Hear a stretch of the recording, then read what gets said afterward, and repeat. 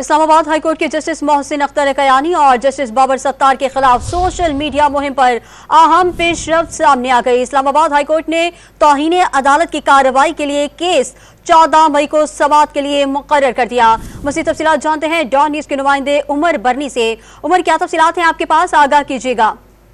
जी बिल्कुल, इस्लामाबाद हाईकोर्ट के जस्टिस मोहसिन अख्तर कयानी और जस्टिस बाबर सत्तार के खिलाफ सोशल मीडिया मुहिम पर अहम पेशरफ्त सामने आई है। इस्लामाबाद हाईकोर्ट ने तौहीन अदालत की कार्रवाई के लिए 14 मई को केस जो है वो मुकर्रर कर दिया है। गुज़िश्ता रोज इस्लामाबाद हाईकोर्ट की जानिब से 2 लार्जर बेंच जो है वो तश्कील दिए गए थे।